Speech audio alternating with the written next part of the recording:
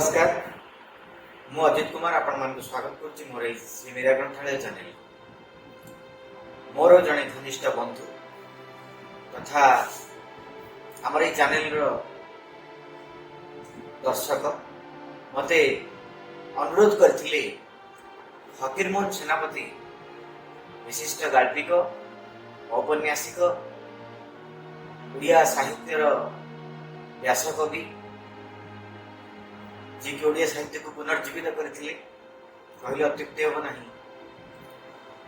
तांकर रचित रेवती अति प्रसिद्ध गप को सुनिया पाई तेणु मु तांको अनुरोध रक्षा करी आपण मानक निकटरे पहुंची रेवती गल्प को नहीं। चलंतु सुनिबा रेवती कहानी। रेवती लो रेवती लो रेबी लो निया लो चुली। कटक जिलार हरिहरपुर प्रगणा मध्य गोटे मफसल ग्राम नाम पाटपुर। ग्रामर मुंडामुंडी गोटे घर अगिली पिछिली चारि बखरा खंजा पाचेरी चाड़िया ढेंकी शाल अगणा मध्य कूଅ आगकू दांड दुआर पछकू बाड़ी दुआर दांड दुआर मेला घरे दांड लोके बसा उठा करती। प्रजा माने खजना देवाक आसी एठारे बसती। श्याम बंधु महांती जमीदार तरफरु ग्रामर करण मासकू दरमा 2 टंका दरमा छाड़ी पाउती विशोधनी बाहालहणा इत्यादि 2 पैसा हाथ पैठ हुए। सबु मिसाइले मासकू 4 टंकार उणा हेब नाही। संसार एक रकम चले एक रकम किया बोइले भल चले एटा हला नाही सेटा हला नाही सेटा घरे नाही एपरी कथा घरर काहारी मुहरु सुना जाए नाही। बाड़ी रे साग मुग छाड़ी सजना 2 गछ घरे लगा पड़िया बरस दियाणी गाई 2टा बंधा दूध टिकिए घोल मंदाए हांडी तले लगी थाए। दूध टिकिए घोल यार अर्थ वर्तमान समय आम जहाँ चल्ला बोली बुढ़ी चषु मिसाई घसी पारि काठ किणा बाधे नाही। जमीदार 3.5 माण जमी चषिबाकू देइछन धान बळे नाही कि कमे नाही। श्याम बंधुटी बड़ सीधा सड़क लोक प्रजा माने मानती सुख पाती। बापरे धनरे कही दुआर दुआर बुली खजना वसूल करे काहारी ठारू अन्याय रे पैसा टिए निए नाही। प्रजा माने खजना दी पाउती मागती नाही। से 4 आंगुली तालपत्र रे खंडे पाउती लेखी बड़े बड़े चाल रे गुंजी देई जाए। जमीदार पियादा आसिले गाँ को छाड़े नहीं आपे हाथ ओठ धरी धुआं खिया 2 पैसा अंटारे गुंजी दे विदा करे। श्याम बंधु घरे खाइबा को कुटुंब 4 जन आपे 2 पराणी माँ बुढ़ी 10 बरसर गोटे झील झीलटीर नाम रेवती। श्याम बंधु संज बेले पिंडारे बसी कृपा सिंधु बदन गाए आउ आउ भजन गाए। केबे केबे काठ दीप रुखाटी उपरे बरुठाटीए थोई भागवत पढ़े। रेवती पाखरे बसी सुनुथाई। से मुहे मुहे ढेर भजन शिखी गलानी। तार पिला मुह को भजन गुड़िक बेस माने। संज बेले बापा पाखरे बसी भजन गाइले गाँर कौनसी लोक आसी सुनती। रेवती बापा पाखरु टिके भजन शिखिथिला सेठी गाइले श्याम बंधु बड़ खुशी हुए। प्रतिदिन झील को गाइबा को कहे। रेवती गाए कागे करिबी गुहारी तुमे न चाहिए नाथ गरीब जीव सरी कर बा न कर त्राण प्राणी समर्पिछि प्राण हृदय अच्छी तम नाम धरी तुंभ बिना त्रिजगत शून्य हे हरि शीतल कर जीवन प्रेमामृत दान करी। 2 बरस तले स्कूल डेपुटी इन्स्पेक्टर मफसल गस्त को जीवा समय ପାଟପୁରରେ ରାତି ରହିଯାଇଥିଲେ। ଗ୍ରାମର ମୁଖିଆ ମୁଖିଆ 4-5 ଜଣ ଲୋକ କୁହାପୋଛା କରିବାରୁ ରିପୋର୍ଟି ବାବୁ ଓଡ଼ିଶା ବିଭାଗର ଇନ୍ସପେକ୍ଟରଙ୍କ ଠାରୁ ରିପୋର୍ଟ କରି ଗୋଟିଏ ଅପର ପ୍ରାଇମେରୀ ସ୍କୁଲ ବସାଇ ଦେଇ ଅଛନ୍ତି। ଶିକ୍ଷକ ବେତନ ମାସକୁ 4 ଟଙ୍କା। ଏହି 4 ଟଙ୍କା ସରକାରରୁ ମିଳେ। ଏହା ଛଡ଼ା ପ୍ରତି ପିଲା ମାସକୁ 9 ଲେଖାଏଁ ଦିଅନ୍ତି। ଶିକ୍ଷକଟି କଟକ ନର୍ମାଲ ସ୍କୁଲର ଅବଦାନ ବିଭାଗର ଉତ୍ତୀର୍ଣ୍ଣ ଛାତ୍ର। ନାମ ବାସୁଦେବ। ନାମଟି ଯେପରି ବାସୁଦେବ, ଲୋକଟା ମଧ୍ୟ ସେହିପରି ବାସୁଦେବ। ଟୋକାଟାର ଭିତର ବାହାର ସୁନ୍ଦର। ଗାଁ ମଝିରେ ଚାଲିବା ବେଳେ ମୁଣ୍ଡ ଟେକି କାହାକୁ ଚାହେଁ ନାହିଁ। ବୟସ ଅନ୍ଦାଜ 20। ସୁନ୍ଦର ରୂପ, ଯେମନ୍ତ ଗୋଟିଏ ଚାଉଳରେ ଗଢ଼ା। ପିଲାଦିନେ ପିହୁଡ଼ା ରୋଗ ହୋଇଥିଲା। ବର୍ତ୍ତମାନ ପିହୁଡ଼ା ରୋଗ ଅର୍ଥାତ୍ ପିହୁଳା ରୋଗକୁ ବୁଝାଏ। ତା ମା ମୁଣ୍ଡରେ ତତଲା ବୋତଲ ମୁହଁ ଚିହ୍ନି ଦେଇଥିଲା। ସେ ଚିହ୍ନି ଆଜି ଯାଏଁ ଅଛି। ବରଂ ସେ ଚିହ୍ନ ତାକୁ ମାନେ। ବାସୁଦେବ ପିଲା କାଳରୁ ମା ବାପ ଛେଉଣ୍ଡ। ମାମୁଁ ଘରେ ରହି ମଣିଷ ହୋଇଛି। ବାସୁଦେବ ଜାତିରେ କରଣ। ଶ୍ୟାମବନ୍ଧୁ ମଧ୍ୟ କରଣ। କେବେ ପୁନେଇ ଗୁରୁବାରରେ ଘରେ ପିଠାଟା ପଣାଟା ହେଲେ ଶ୍ୟାମବନ୍ଧୁ ପାଠଶାଳାକୁ ଯାଇ ଦେଇ କହି ଆସେ, ବାପା ବାସୁ, ସଞ୍ଜବେଳେ ଟିକେ ଆମ ଘରକୁ ଯିବ, ତୁମ ପିଉସୀ ଡାକି ଅଛନ୍ତି। ଏହିପରି ଯିବା ଆସିବାରେ ସେମାନଙ୍କ ମଧ୍ୟରେ ଗୋଟାଏ ମାୟା ଲାଗିଗଲାଣି। ରେବତୀ ମା ବାସୁକୁ ଦେଖିଲେ କହେ, ଆହା, ମା ଛେଉଣ୍ଡଟି କ'ଣ ଖାଏ, କିଏ ତା ଖାଇବା ଦେଖିଛି? ବାସୁ ପ୍ରତିଦିନ ସଞ୍ଜବେଳେ ଯାଇ ଶ୍ୟାମବନ୍ଧୁ ପାଖରେ ଘଣ୍ଟାଏ ବସି ଆସେ। ବାସୁକୁ ଦୂରରୁ ଦେଖିଲେ ବାସୁ ଭାଇ ଅଇଲେ ବୋଲି ରେବତୀ ପାଟି କରି ବାପକୁ କହେ। ରେବତୀ ସଞ୍ଜବେଳେ ବାପ ପାଖରେ ବସି ପ୍ରତିଦିନ ପଠିତ ପୁରୁଣା ଭଜନ ଗୁଡ଼ିକ ବାସୁକୁ ଶୁଣାଏ। ବାସୁକୁ ସେହି ଗୀତ ନୂଆ ପରି ଲାଗେ। ଦିନେ ଏକଥା ସେକଥା ପଢୁ ପଢୁ ଶ୍ୟାମବନ୍ଧୁ ଶୁଣିଲେ, କଟକରେ ଗୋଟିଏ ଝିଅ ସ୍କୁଲ ଅଛି। ସେଠାରେ ଝିଅମାନେ ପଢନ୍ତି, ଲୁଗା ସିଆଁ ଶିଖନ୍ତି। ସେହିଦିନଠାରୁ ରେବତୀକୁ ପାଠ ପଢ଼ାଇବାକୁ ଶ୍ୟାମବନ୍ଧୁଙ୍କର ମନ ହେଲା ଏବଂ ଆପଣା ମନର କଥା ବାସୁଦେବକୁ କହିଲା। ବାସୁ ଶ୍ୟାମବନ୍ଧୁକୁ ପିତୃତୁଲ୍ୟ ମାନେ। କହିଲା, ଆଜ୍ଞା, ମୁଁ ସେଇ କଥାଟା କହିବି ହେଉଥିଲି। 2 ଜଣଙ୍କ ପରାମର୍ଶରେ ରେବତୀକୁ ପାଠ ପଢ଼ାଇବାର ସ୍ଥିର ହେଲା। ରେବତୀ ପାଖରେ ବସି ଶୁଣୁଥିଲା। 2 ଜିଲ୍ଲାରେ ଘର ଭିତରକୁ ଯାଇ ମା ଆଉ ଜେଜିକୁ ମୁଁ ପାଠ ପଢ଼ିବି ଖବର ଦେଲା। ମା କହିଲେ, ହଉ ପଢ଼ିବୁ। ଜେଜି କହିଲେ, ପାଠ କ'ଣ ଲୋ, ମାଇକିନିଆ ଝିଅଟା, ପାଠ କ'ଣ? ରନ୍ଧା ବଢ଼ା ଶିଖେ, ପିଠା ପଣା କରିବାକୁ ଶିଖେ, ଝୋଟି ଦିଆ ଶିଖେ, ଦହି ମୁହାଁ ଶିଖେ, ପାଠ କ'ଣ? ରାତିରେ ଶ୍ୟାମବନ୍ଧୁ ପିଣ୍ଡାରେ ଖଣ୍ଡେ ଆମ୍ବ କାଠ ପିଢ଼ା ଉପରେ ବସି ଭାତ ଖାଉଅଛନ୍ତି। ରେବତୀ ସାଙ୍ଗରେ ବସି ଖାଉଅଛି। ବୁଢ଼ୀ ଆଗରେ ବସି ଭାତ ପୁଞ୍ଜାଏ ଆଣ, ଡାଲି ପାଣି ଟିକିଏ ପକେଇ ଯା, ଲୁଣ ଟିକିଏ ଦେ ଇତ୍ୟାଦି କଥା ବୋହୂ ପ୍ରତି ଆଦେଶ କରୁଛନ୍ତି। କଥାରେ ବୁଢ଼ୀ କହି ବସିଲେ, ହରେ ଶ୍ୟାମ, ରେବି ପାଠ ପଢ଼ିବ? ପାଠ କ'ଣ ରେ? ତିଳିଲା ଝିଅର ପାଠ ପଢ଼ା କ'ଣ? ଶ୍ୟାମବନ୍ଧୁ କହିଲେ, ହଉ କହୁଛି ତ ପଢ଼ୁ। ଝଙ୍କଡ଼ ପଟ୍ଟନାୟକ ଘର ଝିଅମାନେ ଯେ ଭାଗବତ ବୋଲି ପାରନ୍ତି, ବୈଦେଶ ବିଳାସ ଛାନ୍ଦ ଗାଆନ୍ତି। ରେବତୀ ଭାରି ଖପା ହୋଇଯାଇ ଜେଜିକୁ ଗାଳି ଦେଇ କହିଲା, ଯାଲ ବୁଢ଼ୀ ଡୁଗୁରିଟା। ତାହା ବାଦ ଅଳି କରି ବାପାକୁ କହିଲା, ନା ବାପା, ମୁଁ ପାଠ ପଢ଼ିବି। ଶ୍ୟାମବନ୍ଧୁ କହିଲେ, ହଁ ତୁ ପଢ଼ିବୁ। ସେଦିନ କଥା ଏତିକି।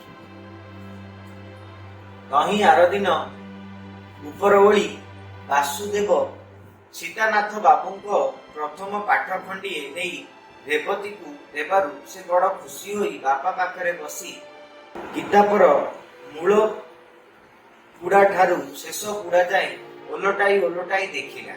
ସେଥିରେ ହାତୀ, ଘୋଡ଼ା, ଗୋରୁ ଇତ୍ୟାଦିର ଛବି ଦେଖି ଭାରି ଖୁସି ହୋଇଗଲା।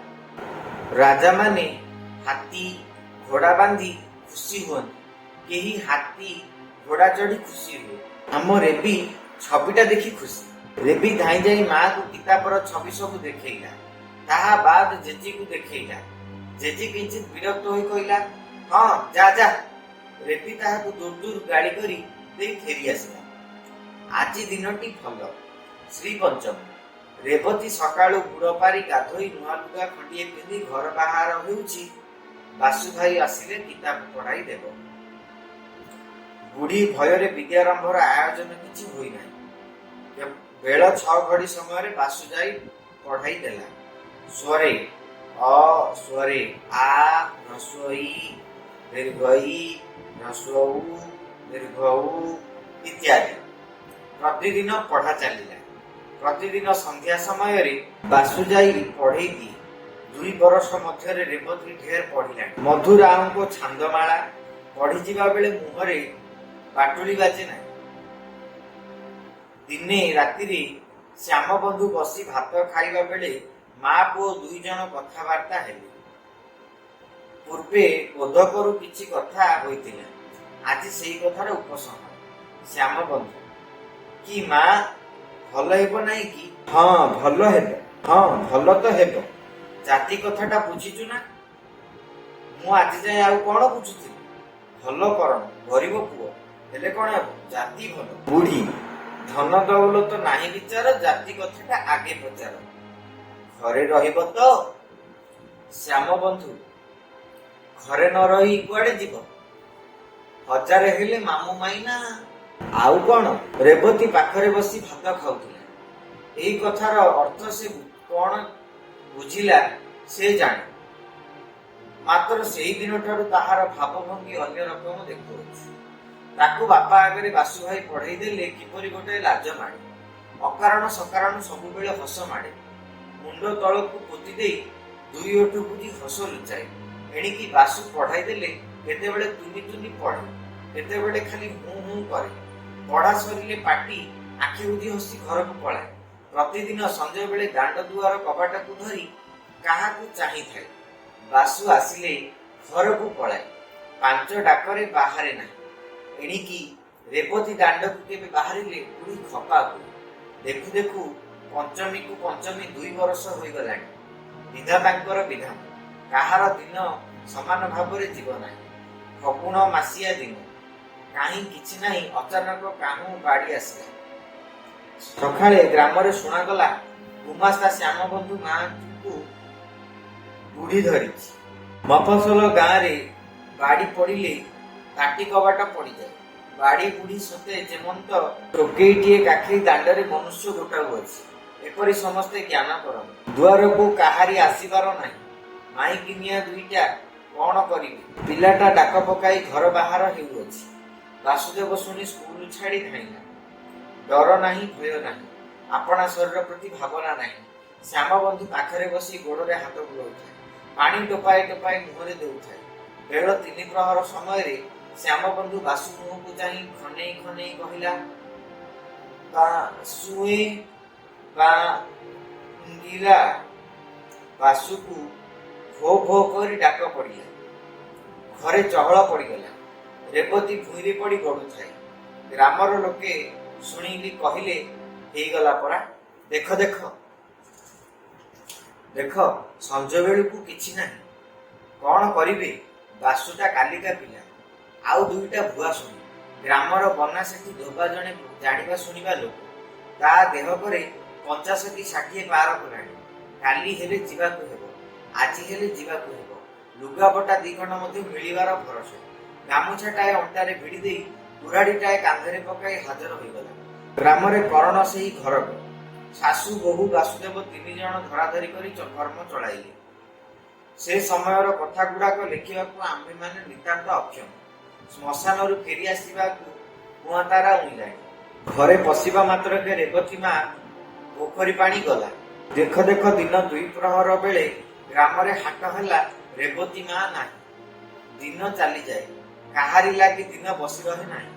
काहार पालिकी उपरे पाट छटा, काहारी बेड़ी उपरे कोरडा। दिन जाउची समस्तक, जीव समस्तक। देखु देखु 3 मास कटि गलाणी।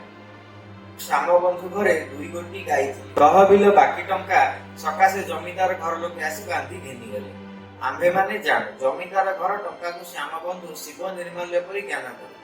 ଟଙ୍କାଟିଏ ଅସୁଲ ହେଲେ ଜମିଦାର କଚେରୀରେ ପୈଠ ନ କରିବା ଯାଏ ତାହାର ନିଦ ନାହିଁ।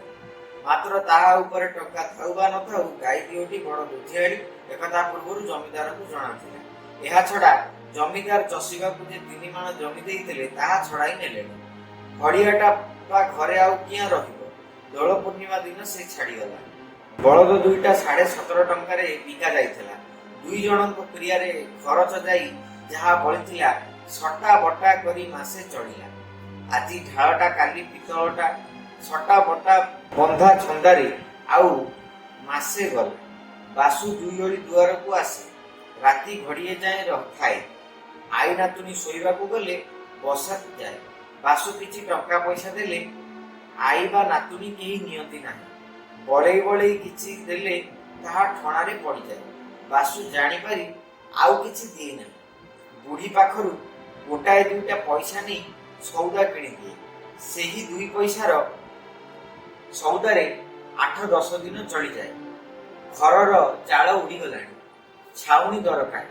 ବାସୁ 2 ଟଙ୍କାର ନଡ଼ା କିଣି ବାଡ଼ିରେ ଗଦେଇ ଅଛି। ଶରଣ ହେବାରୁ ଛପରବନ୍ଦୀ ହୋଇପାରେ ନାହିଁ। ବୁଢ଼ୀ ଏବେ ଆଉ ଦିନ ରାତି ବସି କାନ୍ଦେ ନାହିଁ। କେବଳ ସଞ୍ଜ ହେଲେ ବସି କାନ୍ଦେ।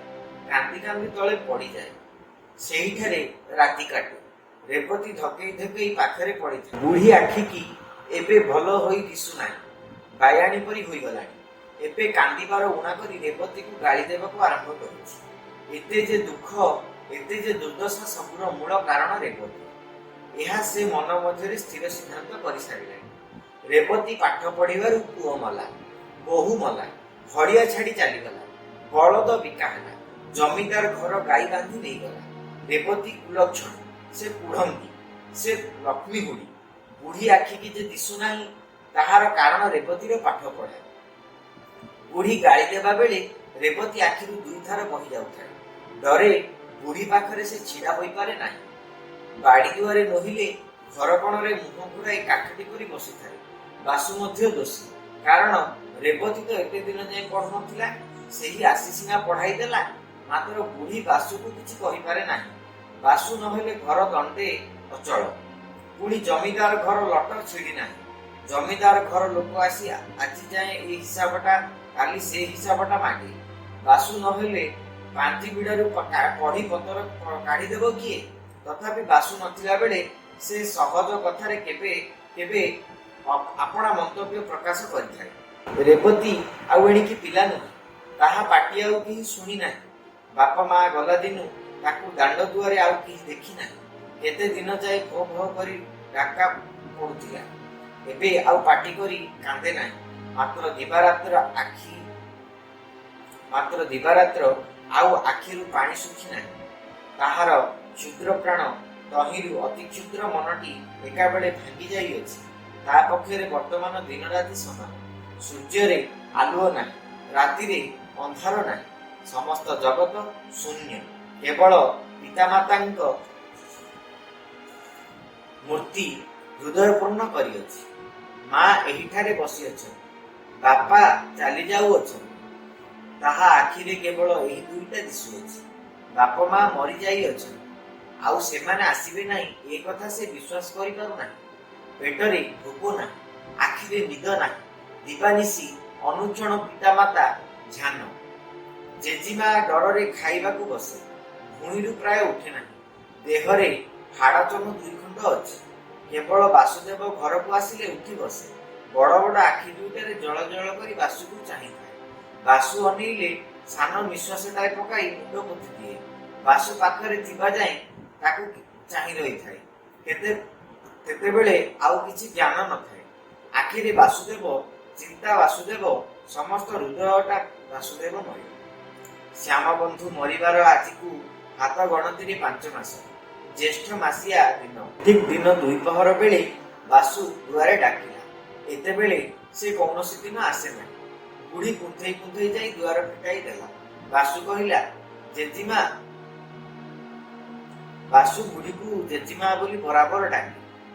ଦୀପଟି ଇନ୍ସପେକ୍ଟର ହରିହରପୁର ଥାନାରେ ବସି ପାଠଛଡ଼ା ପିଲାମାନଙ୍କୁ ପାଠ ପଚାରିବି। ସବୁ ସ୍କୁଲର ପିଲାମାନେ ଯିବେ। ମୋ ପାଖକୁ ଚିଠି ଆସିଛି। ମୁଁ ପିଲାମାନଙ୍କୁ ନେଇ କାଲି ସକାଳେ ଯିବି। 5 ଦିନ ଲାଗିବ। ରେବତୀ କବାଟ କଣରେ ଛିଡ଼ା ହୋଇ ଶୁଣୁଥିଲା।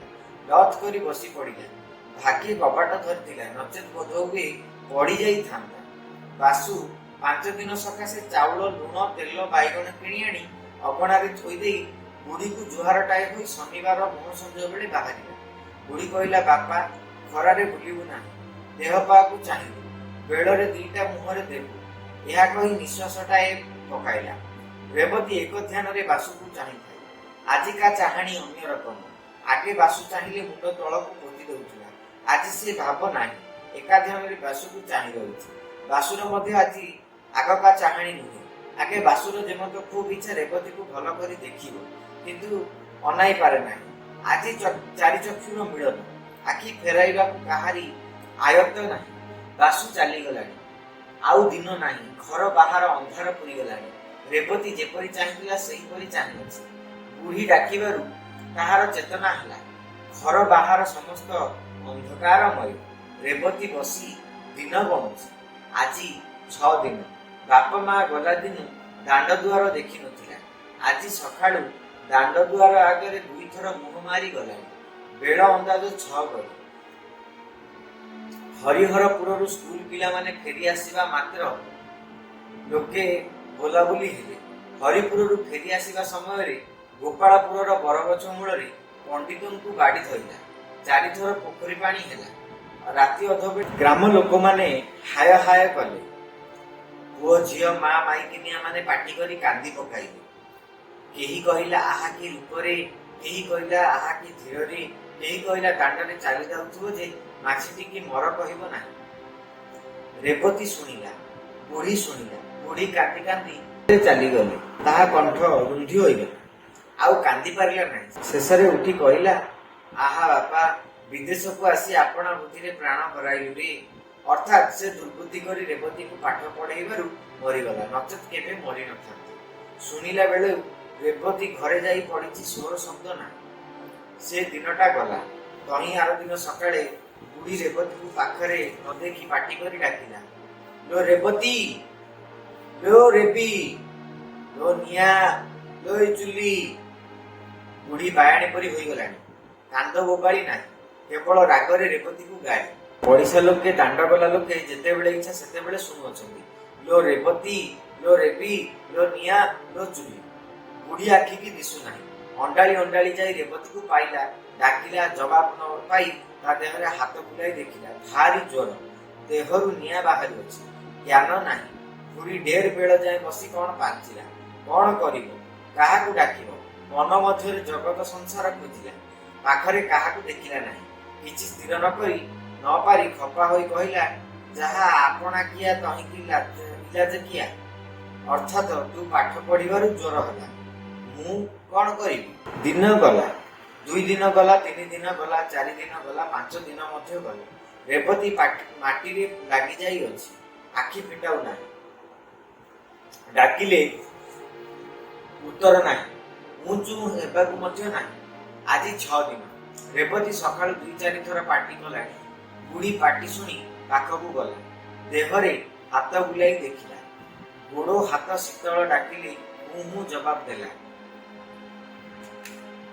କଟମଟ କରି ମୁହଁକୁ ଚାହୁଁଅଛି। କିଛି ନ ପଚାରିଲେ ମଧ୍ୟ କେତେ କଥା କହି ପକାଉଅଛି। କୌଣସି କବିରାଜ ଦେଖିଲେ ତୃଷ୍ଣା ଦାହ ପ୍ରଲାପଶ୍ଚ ଇତ୍ୟାଦି ଶ୍ଲୋକ ପଢ଼ି କହନ୍ତେ ସନ୍ନିପାତସ୍ୟ ଲକ୍ଷଣମ୍। ମାତ୍ର ବୁଢ଼ୀ କିଛି ଖୁସି ହେଲା। ଦେହରେ ତାତି ନାହିଁ। କଥା କହୁନଥିଲା। ପାଟି ଫିଟାଇଲାଣି। ଚାହୁଁନଥିଲା। ଆଖି ଫିଟିଲାଣି। ପାଣି ପିଇବାକୁ ମାଗିଲାଣି। 6 ଦିନ ହେଲା ଜିଭରେ ପାଣି ଟୋପାଏ ବାଜି ନାହିଁ। 4ଟା ପଥି ପେଟରେ ପଡ଼ିଲେ ଝିଅଟା ଉଠି ବସିବ। ତୁ ଶୋଇଥା, ମୁଁ 4ଟା ପଥି ରାନ୍ଧି ଆଣେ। ଏହା କହି ବୁଢ଼ୀ ବାହାରକୁ ବାହାରି ଆସିଲା। ପଥି ରାନ୍ଧିବ କ'ଣ? ଘରେ ପାଚିଆ କୁଣ୍ଡେଇ ହାଣ୍ଡି ଆଟିକା ସବୁ ଖୋଜିଲା। ମୁଠାଏ ଚାଉଳ ନାହିଁ। ନିଶ୍ୱାସଟା ପକାଇ ବସିଲା। ବାସୁ 5 ଦିନକୁ ଚାଉଳ ଡାଲି କିଣି ଦେଇ ଯାଇଥିଲା। ସେଥିରେ 10 ଦିନ କିଆଁ ଚଳିଗଲା। ବୁଢ଼ୀର ଦୃଷ୍ଟିଶକ୍ତି ଥିଲେ ବୁଝି ପାରିଥାନ୍ତା। ସେ ବିଚାର କଲେ ବୁଦ୍ଧି ଦିଶେ। ଘର କଂସା ବାସନ କିଛି ନାହିଁ। ହାତରେ ଗୋଟାଏ କଣା ଢାଳ ପଡ଼ିଲା। ସେଇଟା ଧରି ହରିସା ଦୋକାନକୁ ବାହାରିଲା। ହରିସା ଘରର ହରିସାଗର ଗ୍ରାମ ମଝିରେ। ତାହାର ରୀତିମତ ଦୋକାନ ନାହିଁ। ଚାଉଳ ଡାଲି ଲୁଣ ତେଲ ରଖିଥାଏ। କୌଣସି ଦିନ ବିଦେଶୀ ଲୋକ ପହଞ୍ଚିଗଲେ କିଣନ୍ତି, କେବେ ହେଲେ ଗ୍ରାମ ଲୋକଙ୍କର କିଛି ଦରକାର ହେଲେ କିଣନ୍ତି। ବୁଢ଼ୀ ଢାଳଟି ଧରି ହରିସା ଦୁଆରେ ପହଞ୍ଚିଲା। ହରିସା ବୁଢ଼ୀ ହାତରେ ଢାଳଟା ଦେଖି ଅର୍ଥଟା ବେଶ ବୁଝିଗଲା। ବୁଢ଼ୀ ଆପଣାର ଅଭିପ୍ରାୟ ଜଣାଇବାରୁ ହରି ଢାଳଟା ହାତରେ ଧରି ଚାରିପାଖ ଦେଖି କହିଲା, ନାହିଁ ନାହିଁ, ମୋ ଘରେ ଚାଉଳ ନାହିଁ, ଆଉ ଏଇ କଣା ଢାଳଟା ରଖି କିଏ ଚାଉଳ ଦେବ? ହରି ଘରେ ଯେ ଚାଉଳ ନଥିଲା ତା ନୁହେଁ, ଦେବାକୁ ମଧ୍ୟ ଇଚ୍ଛା, ତେବେ ଶସ୍ତାରେ ନେବାର କଥା। ଚାଉଳ ନଥିବାର ଶୁଣି ବୁଢ଼ୀ ମୁଣ୍ଡରେ ତ ବଜ୍ର ପଡ଼ିଲା। କ'ଣ କରିବି, ଝିଅଟା ଜ୍ୱରରୁ ଉଠିଛି, ତା ମୁହଁରେ କ'ଣ ଦେବି? ଘଡ଼ିଏ ବସିଗଲା। ବେଳ ବୁଡ଼ିଲାଣି। ହରିକୁ ଦୁଇଥର ଅନେଇଲା, ଯାଏ ଝିଅଟା କ'ଣ କରୁଛି ଦେଖି। ଢାଳଟି ଧରି ଉଠୁଛି। ହରି କହିଲା, ଦିଅ ଦିଅ, ଢାଳଟା ଦିଅ, ଦେଖେ ଘରେ କ'ଣ ଅଛି। ହରି ଢାଳଟା ରଖି 4 ମାଣ ଚାଉଳ, ଅଧ ମାଣ ଯାଇ କିଛି ଲୁଣ ଦେଲା। ବୁଢ଼ୀ 4-6 ଜାଗା ବସି ଉଠି ଘରେ ପହଞ୍ଚିଲା। ଏ ପର୍ଯ୍ୟନ୍ତ ବୁଢ଼ୀ ଦାନ୍ତରେ ଦାନ୍ତ କାଠି ବାଜିନାହିଁ। ଦେହ ମନର କଷ୍ଟ କଥା କ'ଣ କହିବୁ। ଘରେ ପହଞ୍ଚି ରେବତୀକୁ ଡାକିଲା। ତାହାର ବିଶ୍ୱାସ ରେବତୀ ଭଲ ହୋଇଗଲାଣି, ପାଣି କାଢ଼ିଦେବ, ସେ ଭାତ ରାନ୍ଧିବ। ରେବତୀ ଜବାବ ନ ଦେବାରୁ ସେ ଭାରି ଖପା ହୋଇଯାଇ ଡାକିଲା, ଲୋ ରେବତୀ, ଲୋ ରେବି, ଲୋ ନିଆଁ, ଲୋ ଚୁଲି। ଜବାବ ନାହିଁ। ଏଣେ ରେବତୀର ସନ୍ନିପାତ ରୋଗ କ୍ରମଶଃ ବଢ଼ୁଛି। ଭୟାନକ ଯନ୍ତ୍ରଣା, ଦେହରୁ ନିଆଁ ବାହାରୁଛି, ଜିଭ ଶୁଖିଗଲାଣି। ଭୟଙ୍କର ପିପାସା, ଜିଭଟା ଯେମନ୍ତ ଭିତରକୁ ଚାଲି ଯାଉଛି। ଥଣ୍ଡା ଜାଗାକୁ ଯିବାର ଇଚ୍ଛା। ଘର ଯାକ ଗଡ଼ି ଗଡ଼ି ବାହାରକୁ ଆସିଲା। ସୁଖ ଲାଗିଲା ନାହିଁ। ବାଡ଼ି ଦୁଆରକୁ ଯାଇ ପିଣ୍ଡାରେ ବସିଲା। ଦିନ ଶେଷ ହୋଇ ଆସିଲାଣି। ଖୁବ୍ ପବନ ବହୁଅଛି। ବାଡ଼କୁ ଆଉଜି ବସିଲା। ବାଡ଼ି ଯାକ ଅନାଇଲା। ବାପ ଗଲା ବରଷ ଏହି କଦଳୀ ଗଛ ଲଗାଇଥିଲେ। ଭଣ୍ଡା ବାହାରିଲାଣି। 2 ବରଷ ତଳେ ମା ଗୋଟିଏ ପିଜୁଳି ଗଛ ବାଡ଼ିରେ କରାଇଥିଲେ, ବାଡ଼ିରେ ରୋଇଥିଲେ। ରେବତୀ ଧାଇଁ ଧାଇଁ କୂଅରୁ ଢାଳେ ପାଣି ସେ ଗଛରେ ଦେଇଥିଲେ। ସେ ଗଛ ବେଡ଼େଟିଏ ହେଲାଣି, ଫୁଲ ଧରିଲାଣି। ସେ ଗଛ ଦେଖି ମା ମନରେ ପଡ଼ିଲେ। ବୁଦ୍ଧି ସ୍ଥିର ନାହିଁ, ମନ ଚଞ୍ଚଳ। ଲଗାଲଗି କିଛି କଥା ମନରେ ପଡ଼ୁନାହିଁ। ମାତ୍ର ମାତାର ଆନନ୍ଦମୟୀ ମୂର୍ତ୍ତି ଆଉ ମନକୁ ଛାଡ଼ୁନାହିଁ। ସଞ୍ଜ ଗଡ଼ିଲାଣି। ଗଛ ମୂଳରୁ ଡାଳ ଉହାଡ଼ରୁ ଅନ୍ଧକାର ଗୁଡ଼ାକ ବାହାରି ବାଡ଼ି ପୁରିଲାଣି। ଆଉ କିଛି ଦିଶୁନାହିଁ। ଆକାଶକୁ ଚାହିଁଲା। ପହରକିଆ ତାରାଟିକୁ ଧକ ଧକ ହୋଇ କିରଣ ବାହାରୁଅଛି। ଏକ ଧ୍ୟାନରେ ରେବତୀ ସେହି ତାରାକୁ ଚାହିଁଅଛି। ଆଖିରେ ଆଉ ପଲକ ପଡ଼ୁନାହିଁ। ତାରାର ଆକାର କ୍ରମଶଃ ବଢ଼ିଯାଇଛି। ଚକ୍ର ପରି ଆକାର ହୋଇଗଲାଣି। ଆହୁରି ବୃଦ୍ଧି, କ୍ରମଶଃ ବୃଦ୍ଧି, କ୍ରମଶଃ ଉଜ୍ଜ୍ୱଳ। ଆହା, ଏ କି ମୂର୍ତ୍ତି ତାରା ମଧ୍ୟରେ! ଶାନ୍ତିଦାୟିନୀ, ପ୍ରେମମୟୀ, ଆନନ୍ଦମୟୀ ମାତାଙ୍କର ଅଭୟା ମୂର୍ତ୍ତି ବସି ସ୍ନେହରେ କୋଳକୁ ନେବା ସକାଶେ ଡାକୁଅଛନ୍ତି। ମା 2 ଗୋଟି କିରଣ ହସ୍ତ ବଢ଼ାଇ ଦେଲେ। ସେହି କିରଣ ଦିଓଟି ଆସି 2 ଚକ୍ଷୁ ସ୍ପର୍ଶ କରି ହୃଦୟରେ ପ୍ରବେଶ କଲା। ସେହି ଅନ୍ଧକାର ମଧ୍ୟରେ ଆଉ କୌଣସି ଶବ୍ଦ ନାହିଁ, କେବଳ ନିଶ୍ୱାସ ଶବ୍ଦ। ସେ ଶବ୍ଦ କ୍ରମଶଃ ପ୍ରବଳ, ଖୁବ୍ ଦୀର୍ଘଶ୍ୱାସ। ଶେଷରେ ମା ମା 2 ଥର ଅସ୍ପଷ୍ଟ ଶବ୍ଦ ଶୁଭିଲା। ବାଡ଼ି ନିସ୍ତେଜ, ନିସ୍ତବ୍ଧ, ନୀରବ। ଏଣେ ବୁଢ଼ୀ ଘୁଷୁରି ଘୁଷୁରି ଯାଇ ରେବତୀ ଶୋଇବା ଜାଗା ଦେଖିଲା। କେହି ନାହିଁ। ଘର ଯାକ ବାହାର ଅଗଣା ଢେଙ୍କି ତଳ ଢେଙ୍କି ଲାଞ୍ଚି କାହିଁ ନାହିଁ। ମନେ କଲା ଜ୍ୱର ଭଲ ହୋଇଗଲାଣି, ବାଡ଼ିରେ ବୁଲୁଥିବ। ସେହି ଡାକ, ଲୋ ରେବତୀ, ଲୋ ରେବି, ଲୋ ନିଆଁ, ଲୋ ଚୁଲି। ବାଡ଼ି ଦୁଆରକୁ ଗଲା।